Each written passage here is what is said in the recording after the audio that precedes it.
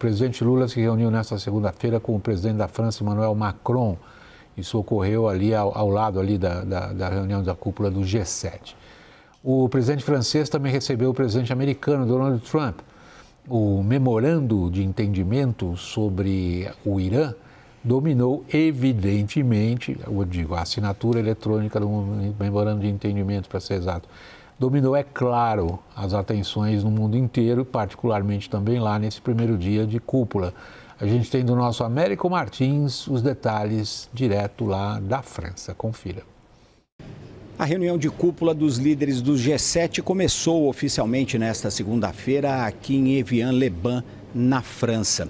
O presidente Donald Trump atraiu a maior parte da atenção neste primeiro dia de conversas, especialmente por conta do anúncio, finalmente, de um acordo provisório para encerrar a guerra com o Irã.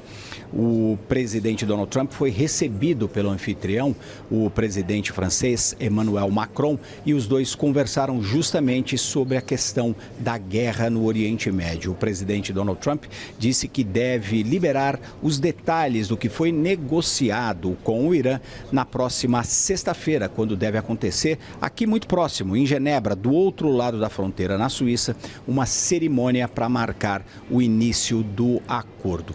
Além do presidente Donald Trump, o anfitrião Macron também recebeu numa reunião bilateral o presidente brasileiro Luiz Inácio Lula da Silva. Lula foi o primeiro líder a chegar aqui a Évian-les-Bains na reunião do G7 e teve essa reunião bilateral com o Macron.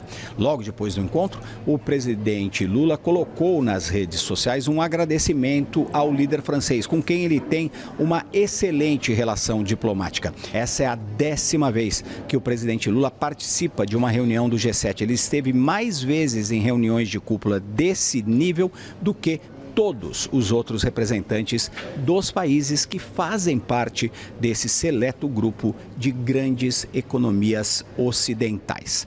O presidente Lula vai participar de várias sessões durante as reuniões do G7. Parte da cúpula é fechada apenas para os países que de fato têm assento no grupo, as 7 grandes economias ocidentais. Outra parte é aberta a convidados como o Brasil.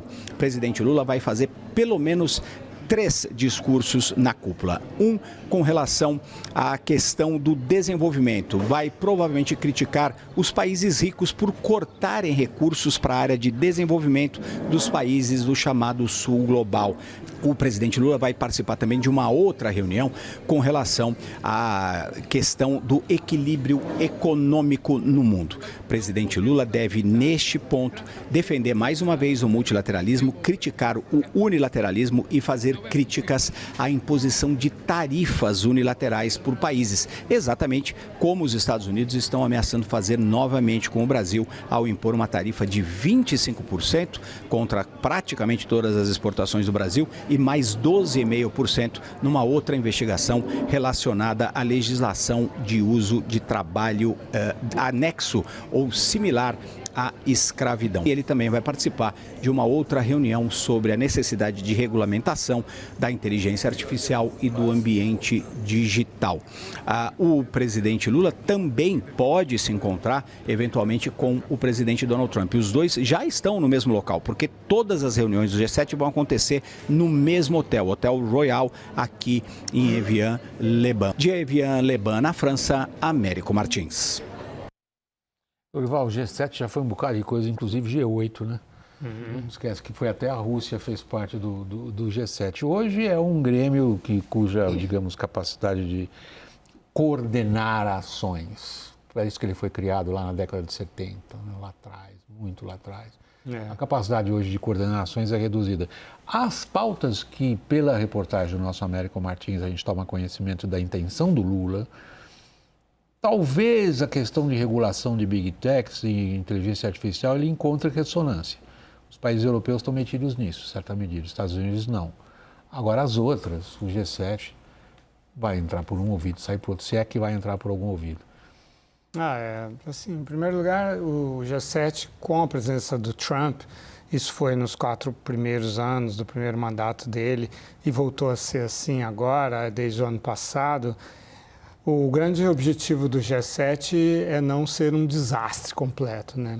Então, no ano passado, por exemplo, no Canadá, o Trump participou de um dia e já saiu no segundo dia. E, de fato, havia as tensões entre Israel e Irã, que culminaram no bombardeio do Irã, do qual os Estados Unidos participaram, inclusive.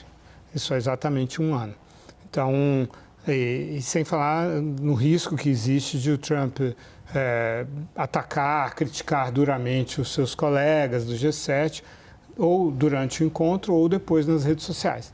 Então, o objetivo, a trava é tão baixa que o objetivo é que não haja um grande desastre. Agora, nesse caso, depois de um período de grande desgaste entre Estados Unidos e esses outros países, principalmente os da OTAN, mas também o Japão, o Trump vinha exigindo que Japão e Coreia do Sul, além dos países da OTAN, o ajudassem no esforço de guerra contra o Irã no Estreito de Hormuz. Eles falaram, não, essa guerra não é nossa, isso aqui não é artigo 5, porque os Estados Unidos não foram atacados, isso é uma guerra de escolha e nós não temos nada a ver com isso. Mas, quando você terminar essa guerra, a gente vai ajudar. Então, esse é o momento, né? O momento em que pode começar, por exemplo, a desminagem do Estreito de Hormuz. Esses países, França tem mais de 20 países, mais de 20 navios, caça-minas, varredores de minas. O Reino Unido também tem quase 20. Os Estados Unidos tem só 4. Então, e eles estão dispostos a ajudar nisso, estão dispostos a também escoltar cargueiros no Estreito de Hormuz. Tal. Então, isso é uma pauta positiva que pode surgir dessas conversas e tal. E esse é o assunto dominante, todo mundo só está pensando no Estreito de Hormuz, ninguém está pensando em inteligência artificial, regulação de redes sociais, isso fica para depois. Né? O mundo está parado, um quinto da energia, os fertilizantes, o alumínio, o hélio, os insumos para os fármacos, estão tudo ali... estão todos ali naquele gargalo que é o Estreito de Hormuz. Então, essa é a grande discussão do momento. Eles querem saber se esse acordo vai realmente se manter, vai prosperar, vai ter uma permanência. A gente vai pegar ele com mais calma, esses detalhes a respeito do acordo. Ficar um pouquinho ainda na questão da participação do presidente brasileiro interessado em algum tipo de conversa sobre tarifaço. Que chances ele tem? O Lula está indo lá para produzir material de campanha, né, William? Porque o ambiente não é... Só se pensa nisso. Hã? Fundamental, né? Só se pensa nisso. Claro, exato. Quer dizer, agora, politicamente nem temos como condená-lo, porque ele está no papel dele. Vamos lembrar da frase dele, quando ele anuncia que vai para o G7, foi no dia do anúncio dessa segunda leva de tarifas, em que ele, num discurso, ele diz, eu nem ia para o G7, mas agora eu vou, porque eu vou defender o multilateralismo e tal.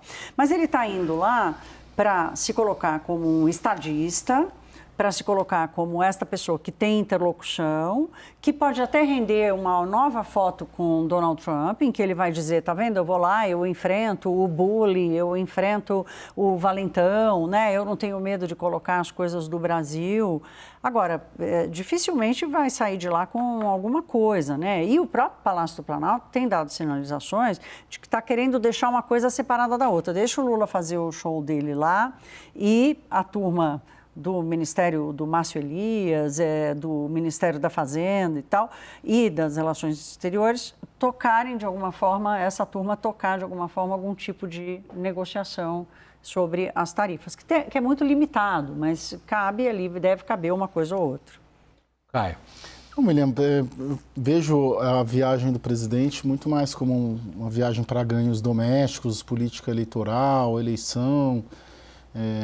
É um tema da campanha e da narrativa do Partido dos Trabalhadores para essa eleição, auxiliados pela postura da oposição lá em Washington, né, de tarifaço, enfim. Então, é uma viagem que casa muito com a agenda eleitoral e acho que também, a rigor, casa muito com o que o presidente Lula ele gosta mais de fazer, né, nesse terceiro mandato. Né? Gosta mais de ser um chefe de Estado do que um chefe de governo, vamos dizer assim, deixando a gestão, tanto política, econômica, embaixo dele e fazendo essas gestões internacionais. Acho que na altura ali, até da idade dele, é onde ele mais se propôs a desenvolver e a pôr a mão na massa.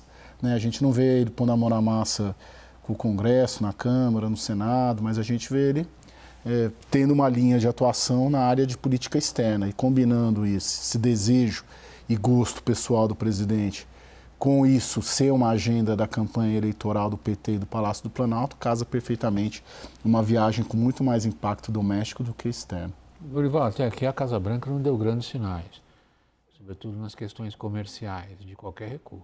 Não, claro, até porque não está havendo negociação nenhuma, né? O Brasil não ofereceu nada de substancial em troca, fica argumentando que existe um déficit do Brasil, que as tarifas efetivamente aplicadas são de 3%, enfim, quando as tarifas que estão lá, que o Brasil gostaria de aplicar de 20% sobre os produtos industriais, de 35% sobre automóvel, só não são aplicadas porque são altas demais. Então, e aí vai o Lula querendo fazer um discurso contra o protecionismo, né? Assim, então, isso, inclusive... A incongruência da história, pois né? Pois assim, que não tem a menor credibilidade isso, né? Então, mas assim, com relação à relação, que é o que me interessa nesse momento, né? A relação entre Trump e Lula continua uma relação boa. O problema o Trump não tem nenhum problema com o Lula neste momento.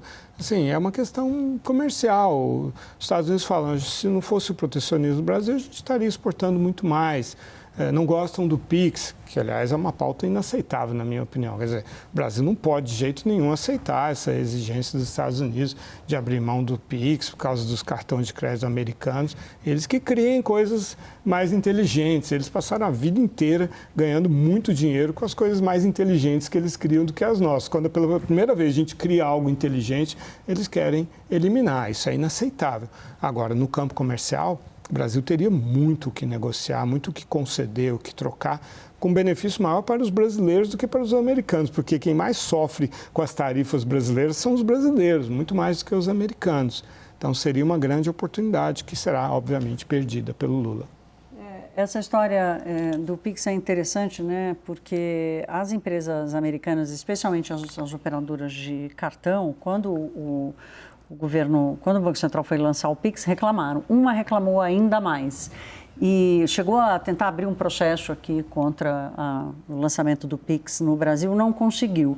E muita gente que participou daquela época identificou o mesmo texto da acusação da investigação, o mesmo texto do processo da investigação do governo americano com o texto colocado aqui no Brasil. Então, foi uma pauta que o Trump comprou das empresas americanas, né? Uma especificamente. Sim, nesse caso, quase tudo. Exato. Agora, sim, como eu tenho repetido aqui, é claro que o Brasil não tem nem que colocar o PIX na mesa, mas assim, o PIX não corre nenhum risco, não tem nada que o Trump pudesse fazer que colocaria o PIX em risco, né? Isso é um ponto. Mas é claramente uma questão concorrencial dos Estados Unidos contra isso. E o Trump acabou dando, com isso, um presente para o Lula transformar isso numa bela peça de campanha.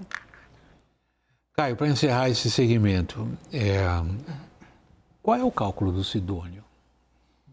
Digamos, do peso dessa situação internacional favorecer o Lula, de que forma? Resumiria como o presidente Lula defende o Brasil e os interesses nacionais melhor do que os bolsonaristas. E acho que em toda brecha que é possível deixar isso claro, em relação a PIX, em relação a tarifaço, até em relação a organizações criminosas, que é uma pauta que continua dividindo.